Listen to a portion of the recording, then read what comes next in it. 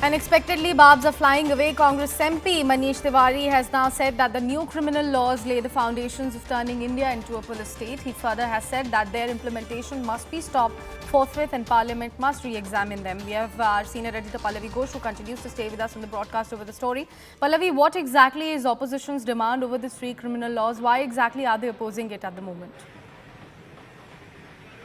So it's not just the Congress party, Sakshi, cutting across India bloc lines, whether it's the Trinamool Congress, the Samajwadi Party, all of them have called the three criminal laws as draconian in nature on the ground that they are going to have sweeping powers are going to be given to the police and to the other investigative agencies. But that apart, the way these three laws, some of it which does have some good features, if you go by the quote coming in from Mr. Chidambaram, the former Home Minister, but it has all been diluted because of the way it was arbitrarily cleared in both the houses of Parliament. First of all, most of the opposition MPs were absent, that they had been suspended, which was again unprecedented. And second, the bill was passed without much debate and discussion. It should have gone to the standing committee for a longer period of time. Inside the House, there should have been more debates and discussion. And therefore, their demand is that first of all, these laws should have been put on hold, and there should be an urgent discussion and further amendments must be sought as far as the three criminal laws are concerned. Well, the notification has already come in. Today onwards, they are being implemented, as my colleagues have been reporting from the grounds.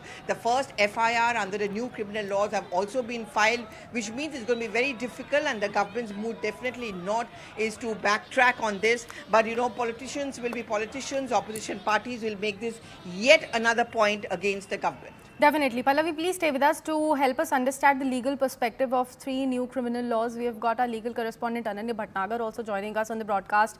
Ananya, very good morning to you. Please help us understand the new amendments that have been made in these laws. Apart from that, what exactly is the law minister saying over the introduction of these three new criminal laws?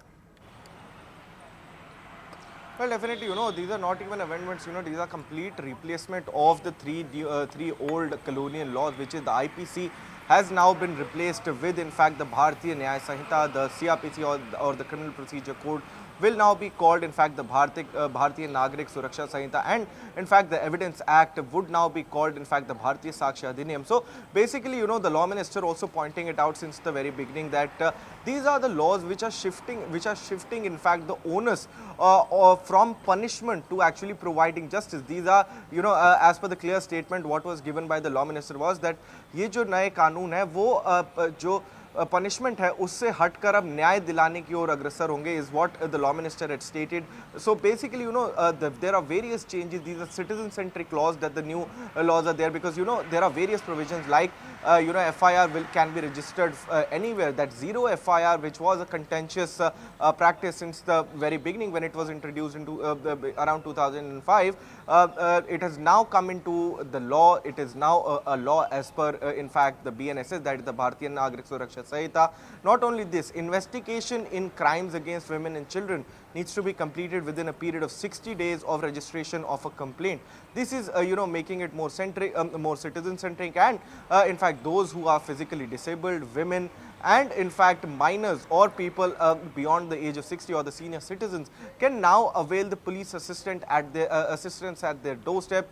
Digital summons are something that has been brought in to make, in fact, the investigations and the judicial process more digital friendly, and so that can be accessed anywhere and more, faster. It can be made more swifter.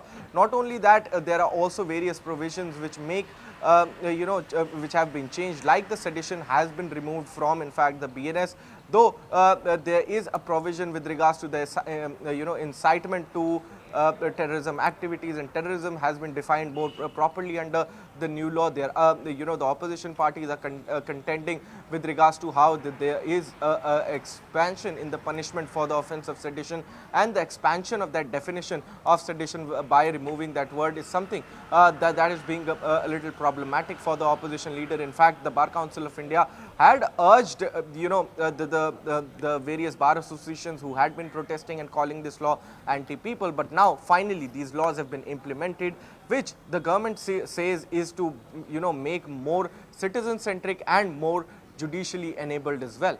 Right. Ananya, please stay with us. We have Arunima also joining us back on the broadcast over the story. Arunima, some of the legal experts are saying that, the new laws are although making couple of significant changes, but they are not exactly overhauling the existing laws. Would you put that into perspective for our viewers? Yes, that's one of the criticisms, that you said that this is a break from the colonial past, but essentially what you have done is just to change the provisions. So what was 302 earlier now comes at 103, 104. And those sections have been changed, but the essence of the criminal law remains the same, is the criticism. To which the government says that, this is work in progress and we have held extensive consultations, and there could be further changes brought in ahead if concerns are raised, but at least the beginning has been made. So what really changes? One of the key things that changes in what was IPC earlier and now it is Bharatiya Nyaya Sanhita is that trial in absentia. Under IPC, there was an accused who was absconding and could not be brought to trial. Evidence could be recorded against that person, but the final order or the final judgment was not given. But now, under BNS, you can do even that. You can hold the full trial in absentia. So one of the criticism is that you're completely denying the right to defense to an accused, which is not in sync with how civilized nations practice justice. So that is one thing. But the other thing is like the Truckers Association. They came out and protested against the sections about culpable homicide not amounting to murder. There are concerns on that, and therefore the government stepped in and said that we are looking into the concerns. As far as CRPC goes, there is a completely new provision of how zero FIR can be registered. So now jurisdiction cannot be cited anymore as a ground for not registering an FIR. There's a time-bound probe that is being given to the police, but will that really work on the ground? In Delhi, Mumbai, in the big metros, there could be more preparation. But in smaller pockets of India, are they really ready for this kind of a transition? That is what the opposition is asking. Right. We'll request all of you to please stay with us. We'll discuss this in depth, but we've got a couple of reactions also coming in within the same story. Let's take a look at all of those first. ये तीन जो नए कानून हैं जो criminal justice system से जुड़े हुए हैं, तो आईपीसी की जगह भारतीय न्याय संहिता, सीआरपीसी की जगह भारतीय नागरिक सुरक्षा संहिता और इंडियन एविडेंस एक्ट की जगह भारतीय साक्षी अधिनियम, ये तीनों कानून 1 जुलाई से लागू हो जाएंगे।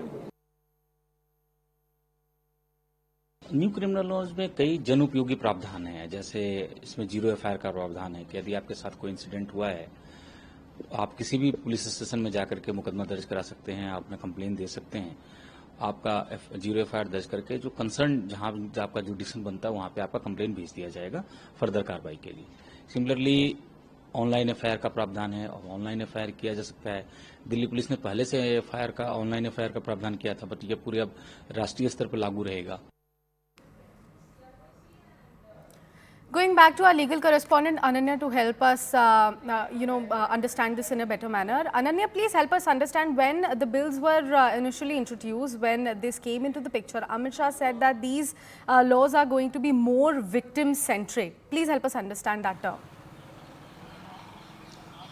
Well, definitely, these new laws are pretty victim-centric, and they shift the onus from punishment to actually providing justice. And not only that, there are provisions with regards to how the crime against women and children have to be dealt with, and investigation has to be completed within a period of 60 days. FIRs can be registered anywhere. Zero FIR, which was still just a concept which was being used, in certain metro cities, but was not implementable in fact the rural areas, will now be in fact a law that it will be a provision under the BNSS or the Bharatiya Nagrik Suraksha Sanhita. And a very important thing, digitalization is the future as we talk about, and hence mobile forensic vans are something forensic experts would be now accompanied with in fact the police officials on at least crimes which exceed a punishment of 7 years, and hence a forensic team will have to videograph that complete scene of crime, and that's exactly how digitalization of evidence would actually come in.